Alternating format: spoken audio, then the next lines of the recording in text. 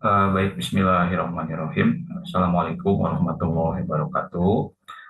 Pada pembahasan kali ini, ya, kita akan membahas dalam kaitannya tentang objek penelitian sastra. Setelah sebelumnya Anda sudah kami perkenalkan tentang bagaimana hakikat dan juga tujuan penelitian sastra. Nah, pada pertemuan kali ini, gitu ya, atau pada pembahasan kali ini, ya, saya akan berfokus pada objek penelitian sastra. Namun, alih-alih kemudian kita membicarakan secara khusus dulu tentang apa objek karya sastra, apa objek sastra yang kemudian dapat Anda teliti dalam kaitannya Anda mengontrak mata kuliah metode penelitian kali ini, karena kan nantinya Anda penting juga untuk kami kenalkan tentang bagaimana perkembangan sastra di abad 20 dan juga abad 21 ini seperti itu gitu ya. Nah, mengapa hal ini penting untuk diberitahu atau dibagi kepada Anda? Karena nantinya akan membuka paradigma Anda ya bahwa ya objek penelitian sastra itu kemudian nantinya bisa luas seiring perkembangan zaman. Nah, oleh karena itu, mari kita simak atau mari kita bahas pembahasan tentang yang saya beri judul pada pembahasan kali ini adalah indikator perkembangan sastra abad 20 dan ke-21.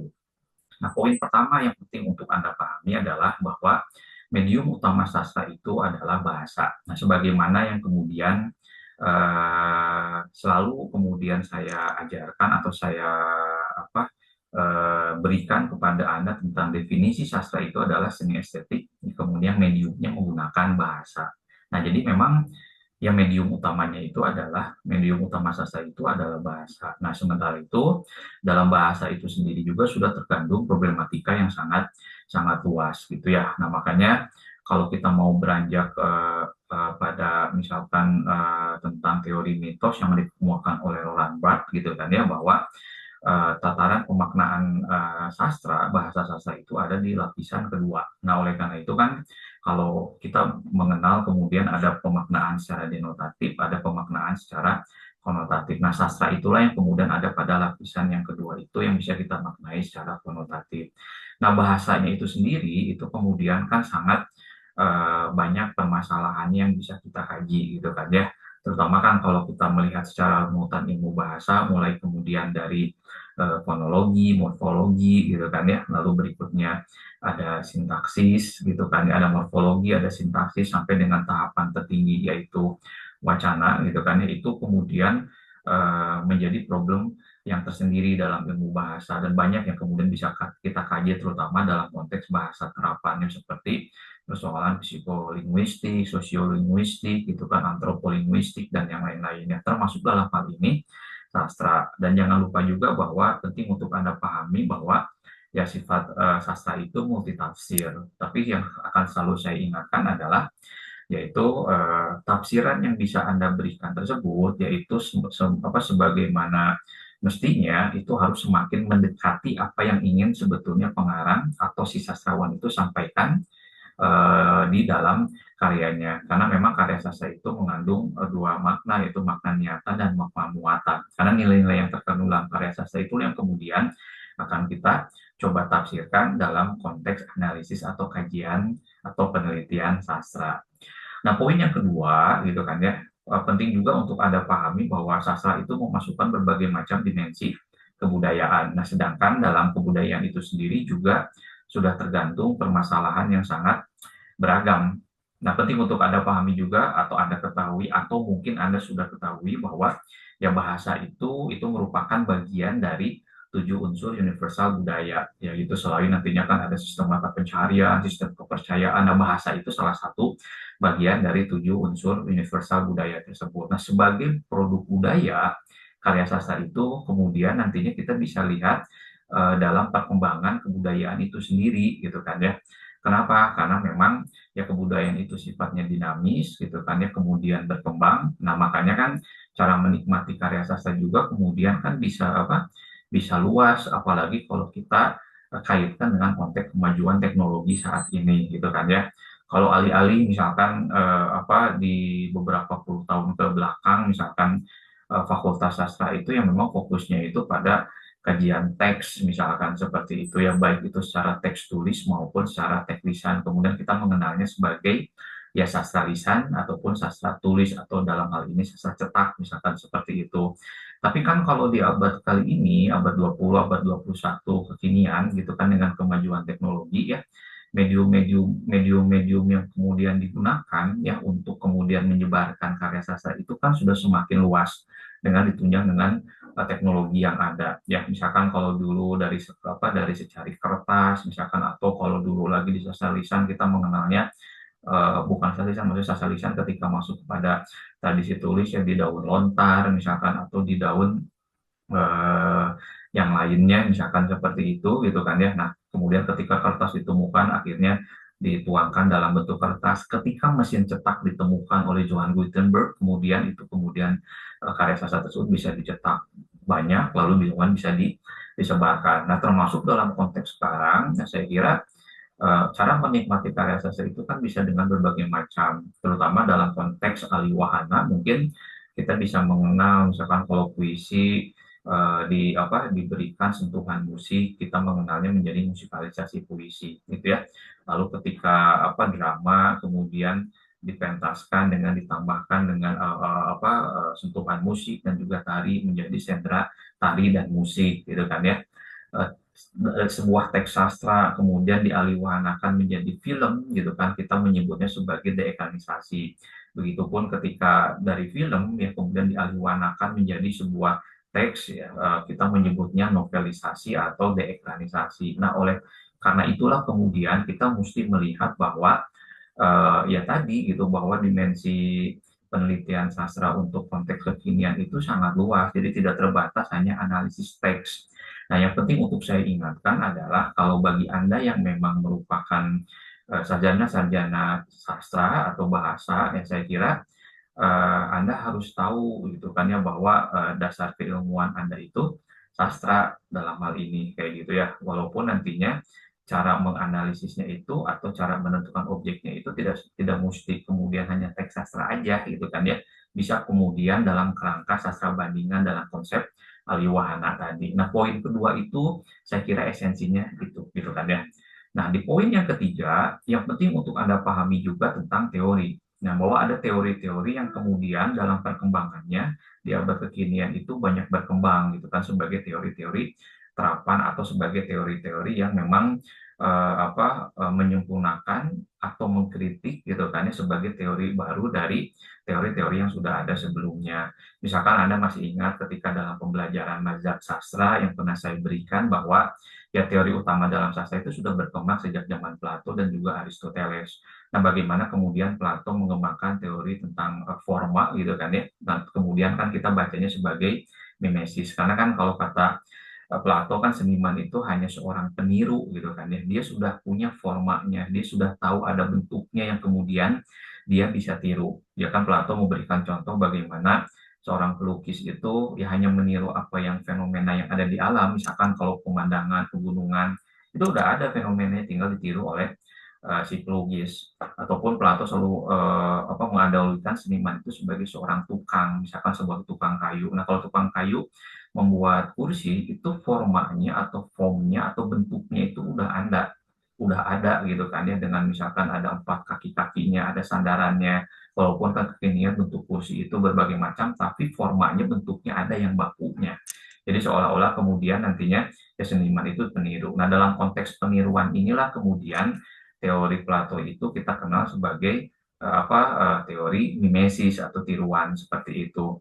Nah, namun teori tentang mimesis tersebut kemudian ditambahkan gitu kan oleh Aristoteles, bahwa Aristoteles kan mengembangkan tentang apa yang disebut dengan creatio gitu kan ya, bahwa betul seniman itu kemudian seorang peniru, tapi jangan lupa setiap seniman itu punya kreativitas gitu, karena kreativitas masing-masing orang itu berbeda-beda ya. Nantinya kan makanya kita mengenal istilah tadi kreativitas tersebut. Nah, gitu kan ya, bahwa sisi kreatif seorang dengan seseorang yang lainnya itu nantinya berbeda-beda. Nah, oleh karena itu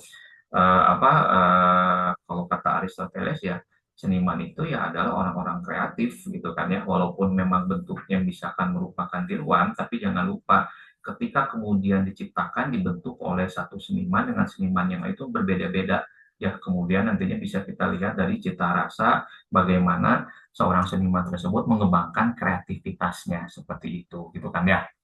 Nah, itu esensi dari poin yang ketiga. Nah, di poin yang keempat, jangan lupa juga bahwa kesulitan dalam memahami gejala sastra memicu para ilmuwan untuk menemukan berbagai macam cara atau teori yang baru. Nah, poin yang keempat ini saya kira tadi sebagaimana yang saya sampaikan ketika membahas poin yang ketiga bahwa ya kekinian itu gitu kan yang beranjak dari teori sastra dari zaman Plato, Aristoteles kayak gitu-gitu kan ya.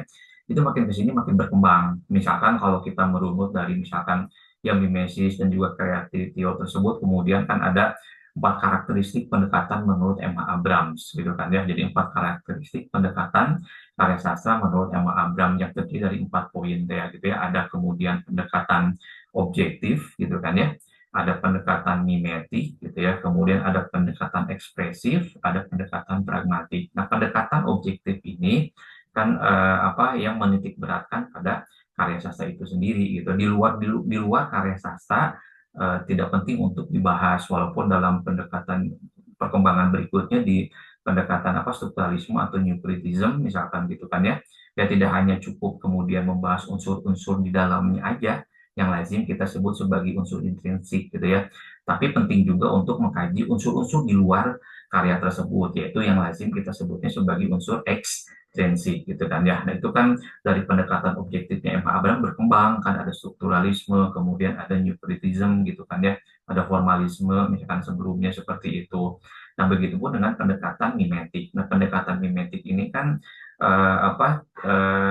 ya pendekatan yang menitik beratkan ya pada tadi ya ada fenomena apa yang kemudian bisa ditiru gitu kan ya. Ada fenomena atau kejadian apa yang kemudian bisa dituliskan dalam sebuah karya sastra seperti itu ya. Nah, ini kan perkembangan dari apa yang dikatakan oleh Plato gitu kan ya. Tapi jangan lupa dalam konsep mimesis ini juga penting juga untuk melihat yang mengapa gitu kan ya. Kemudian si pencipta karya sastra tersebut atau sastrawan tersebut penting untuk menuliskannya dalam karya sastra gitu kan ya. Atau fenomena sosial apa, fenomena budaya apa yang kemudian coba ditiru dalam tanda petik yang coba dituliskan gitu kan ya dalam sebuah karya karya sastra. Itulah esensi dari pendekatan mimetik. Nah, kalau pendekatan ekspresif, saya kira pendekatan yang menitik beratkan pada pengarang sebagai seorang pencipta. Nah, dari pendekatan ekspresif inilah kemudian kita bisa melihat bahwa bukan hanya karya sastranya aja sebagai sebuah teks yang penting untuk kita kaji gitu kan ya. Tapi melalui pendekatan ekspresif ini penting juga untuk kita tahu gitu kan ya tentang pengarangnya, bahwa pengarang itu bagian dari masyarakat, bahwa pengarang itu kemudian mencoba merekam gitu kan ya, mencoba melihat, coba memberikan solusi, coba memberikan sebuah perspektif baru dari permasalahan yang terjadi pada masyarakat yang kemudian digambarkan atau diceritakan di dalam karya sastranya seperti itu. Ya, nah kalau turunannya kita bisa lihat nanti ada pendekatan sosiologi sastra gitu kan ya, ada pendekatan postkolonialisme, ada pendekatan kritik sastra feminis gitu ya, ada pendekatan-pendekatan yang lainnya yang berhubungan dengan pengarang seperti pendekatan biografis misalkan seperti itu. Nah, jadi ya ini perkembangannya gitu kan ya. Lalu yang terakhir ada pendekatan pragmatik bahwa pendekatan yang menitik beratkan pada peran pembaca ya sebagai penikmat dan juga sebagai apa ya penafsir karya sastra tersebut. Nah, prinsipnya bahwa dalam pendekatan pragmatik ini bahwa karya sastra diciptakan untuk dibaca gitu kan ya oleh siapa oleh pembacanya tentunya saya kira seperti itu dan pengarang sudah tahu bahwa apa karya ini akan diarahkan atau ditujukan pada siapa pembacanya tersebut. Adapun kemudian nantinya bisa meluas karena memang kemudian ya si karya sastranya itu bisa diakses oleh semua orang sehingga kemudian yang awalnya itu ditujukan bagi sasaran pembacanya itu sebagaimana dituju oleh pengarang tapi kemudian seiring perkembangan zaman, seiring kemudian kemajuan teknologi, percetakan, bisa dicetak banyak, lalu bisa disebarkan kemana-mana, saya kira seperti itu. Nah, kemudian nantinya manfaatnya itu kemudian bisa dirasakan oleh pembaca-pembaca yang lain yang awalnya itu tidak ditujukan oleh si pengarang untuk membaca yang lain. Namun jangan lupa bahwa karya sastra tersebut sebagaimana yang tadi saya jelaskan diciptakan untuk dibaca. Nah, dalam konteks penelitian sastra, Anda itu sebagai peneliti, langkah pertama yang Anda akan lakukan sebagai peneliti itu adalah tentunya membaca karya sastranya. Jadi kalau dalam rumusan nantinya prosedur penelitian gitu ya, alih-alih kemudian menentukan metode gitu kan ya, alih-alih desainnya seperti apa, ya langkah pertama yang harus Anda lakukan adalah setelah punya datanya ya, setelah punya karya sastranya adalah membaca. Ya karena kan sebelumnya Anda memilah-milah gitu kan ya karya yang mana. Lalu ketika udah menentukan satu karya atau dua karya sebagai perbandingan, ya kan langkah yang paling utama itu adalah membaca. Ya kan nanti membacanya itu bisa dengan berbagai macam, bisa membaca sintakmatik gitu ya, ada yang membaca secara apa paradigmatik gitu kan ya dengan hermeneutika dan lain-lain seperti itu gitu kan ya. Nah itu kemudian nantinya cara-cara membacanya saya kira seperti itu gitu kan ya. Nah jadi poin yang keempat ini gitu kan sebagaimana tadi runutan dari poin yang ketiga dari bahwa teori utamanya sejak zaman Plato, Aristoteles, kemudian berkembang gitu kan ya ada 4 pendekatan karakteristik pendekatan karya sastra menurut Emma Abrams gitu ya, lalu runutan-runutannya saya kira seperti itu, apalagi kalau kita berbicara pendekatan sastra kontemporer kan itu turunannya banyak juga, misalkan kalau dalam kerangka kritik sastra feminis misalkan kan itu banyak turunannya seperti queer teori gitu kan ya, ada gay teori, lesbian teori gitu kan dan lain-lain ya. Dalam turunan-turunan misalkan yang lainnya juga struktural bisa struktural semiotik gitu kan ya, ada pendekatan semiotika budaya gitu kan ya dan yang lain-lain. Nah saya kira itulah yang kemudian bahwa poin yang keempat inilah yang bisa kita memahami bahwa ya teori-teori baru itu muncul gitu kan ya sebagai bagian dari perkembangan untuk apa ya menafsirkan, untuk menyempurnakan gitu kan ya, untuk menanggapi teori-teori yang ada gitu kan ya, kemudian teori-teori yang sebelumnya yang kemudian yang ada sekarang kemudian bisa lebih relevan untuk mengkaji karya sastra kekinian. Nah, tugas Anda di level sarjana saya kira bukan untuk kemudian nantinya menciptakan teori gitu kan ya atau untuk mengkritik teori gitu kan yang ada, tapi tugas Anda di level sarjana itu adalah untuk kemudian menentukan mana teori yang kemudian menurut hemat Anda itu bisa memecahkan masalah yang kemudian Anda munculkan di dalam mengkaji atau meneliti karya sastra atau penelitian sastra gitu kan ya dari berbagai macam teori misalkan yang ada kemudian Anda lakukan apa atau Anda apa sebutkan atau Anda kemudian kategorikan pendapat siapa yang kemudian akan Anda gunakan gitu kan atau teori siapa yang akan Anda gunakan dalam memecahkan masalah dalam penelitian sastra yang Anda lakukan tersebut gitu kan ya. Nah, poin yang kelima juga ini tak kalah penting bahwa naragam sastra itu sangat banyak dan berkembang secara dinamis. Kondisi sastra yang juga memerlukan cara pemahaman yang berbeda-beda. Nah, mungkin poin yang kelima ini akan berkaitan juga dengan poin yang kedua yang tadi saya bahas gitu kan ya. Alih-alih kemudian Anda hanya membahas hanya teks sastranya aja sebagai kajian tekstual. Nah, kalau sekarang itu luas. Makanya kan gak heran kalau dalam beberapa di perguruan tinggi negeri misalkan fakultas sastra itu banyak yang berubah kemudian menjadi fakultas ilmu budaya gitu kan ya. Jadi kan biar kemudian nantinya nggak sempit gitu kalau sastra kemudian hanya di apa dikerucutkan menjadi pembahasan tentang genre karya sastra yang berisi puisi, prosa, drama misalkan ya. Itu kan sempit dengan tadi pembahasan yang coba saya bahas yang membuka mungkin paradigma Anda bahwa ya sastra itu kan bagian dari kebudayaan sebagai produk budaya dan cara menikmati sekarang juga dengan kemajuan teknologi itu kan berbagai macam. Nah tentunya kan sastra itu kemudian bisa dibawa kemana-mana mediumnya itu dalam konsep alih wahana sehingga gitu kan ya saya kira mudah-mudahan dari pembahasan tentang yang pembahasan sederhana tentang indikator perkembangan sastra abad 20-21 ini itu bisa membuka wawasan Anda gitu kan ya sehingga nantinya banyak hal yang kemudian bisa Anda apa namanya cari banyak hal yang kemudian bisa Anda kategorikan gitu kan ya dalam menentukan objek sastra yang kemudian nanti akan Anda teliti yang kemudian nantinya berujung pada proposal lalu berikutnya menjadi tugas akhir Anda dalam skripsi seperti itu gitu ya. Nah, saya kira itu saja dulu materi yang ingin saya sampaikan sebagai pemantik Anda gitu kan ya, sebagai pemantik bagi Anda untuk kedepannya itu Anda bisa mulai memikirkan objek sastra apa yang kemudian akan saya pilih, akan saya gunakan dalam penelitian sastra kali ini seperti itu gitu kan ya. Terima kasih. Assalamualaikum warahmatullahi wabarakatuh.